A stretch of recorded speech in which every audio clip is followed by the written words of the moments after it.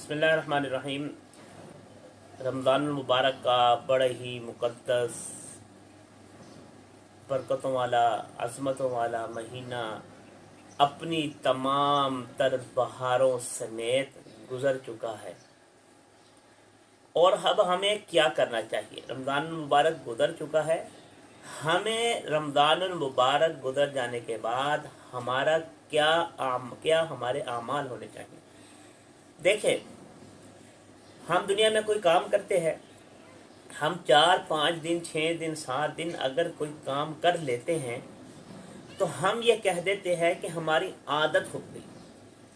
और रमज़ान मुबारक में नेकियों का हम इतना जज्बा होता है, तिलावत कुरान पाक कर रहे हैं, जिक्र कर रहे हैं, नवाफिल पढ़ रहे हैं, रोज़ा रख रहे हैं, तरावी पढ़ रहे हैं, तहज्जुद पढ़ रहे हैं, इतने आमाल हम करते हैं, लेकिन जैसे ही रमज़ानुल मुबारक का महीना गुजरता है, मुकम्मल होता है, वो सारे के सारे आमाल हमारे छूट जाते हैं। ऐसा नहीं होना चाहिए, बल्कि हमें अपने उन आमाल पर हमारे जो अज़कार, जो हमारे तरीका, हमारे सिलसिले चल रहे थे, तिलावत हम कर रहे थे, जिक्र कर रहे थे, नवाफिल पढ़ रहे थे, तहज्जुद हम पढ़ते थे, हमें उस पर मुवाज़बत रखनी चाहिए। नबी अकरम सल्लल्लाहु अलैहि वसल्लम का इरशाद गिरामी है, अल्लाह को वो अमल बड़ा ही महबूब है जो कम हो लेकिन उसमें मुदावमत हो, यानी हमेशगी वाला अमल अगर कि वो थोड़ा ही क्यों ना हो, ये अल्लाह को बड़ा पसंद है।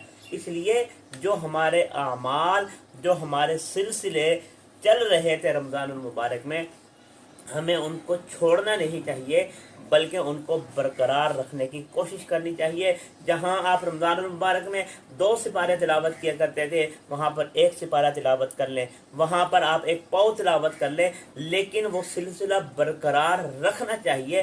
क्यों कि हमारी जब एक आदत बन गई है, उस आदत को कंटिन्यू रखना ये कोई मुश्किल काम नहीं है, ये बड़ा आसान सा काम है। और इसी तरह अगर आप जिक्र वगैरह करते थे, दुरूद शरीफ को कंटिन्यू रखें। जो हम रमज़ान मुबारक में आमाल करते रहे हैं, हमारे जो सिलसिले चलते रहे रमज़ान मुबारक में, उनको बरकरार रखने की हर मुमकिन कोशिश करें। हाँ, उनमें कमी हो सकती है, जहाँ मैं वही बात कर रहा हूँ कि जहाँ आप 1 सिपारा पढ़ते थे, वहाँ पर आप पाँव पे आ जाएं। जहाँ पर आप तहज्जुद के नवाफिल 6 पढ़ते थे, 8 पढ़ते थे, वहाँ पर आप 2 नफल तहज्जुद के पढ़ लें, लेकिन उसको कंटिन्यू रखें, बरकरार रखें, हमेशा उस पर कायम रखें।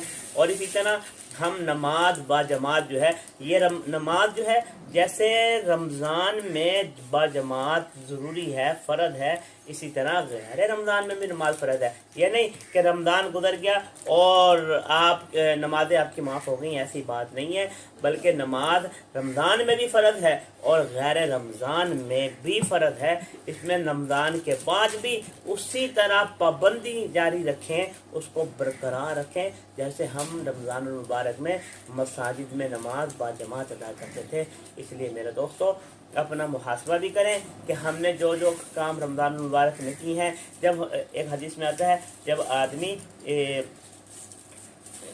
ईद पढ़कर घरों को आते हैं ना, तो रब्बुल आलमीन की तरफ से ऐलान होता है कि तुम बख्शे बख्शाए घरों को चले जाओ। जब बख्शे बख्शाए हम घरों को आते हैं, तो फिर हमारे दिल में कोई गुनाह नहीं होता। तो हमें ये चाहिए कि हम उस सिलसिले को, उस तसलसल को हम बरकरार रखें जो हमारा रमज़ान मुबारक में था।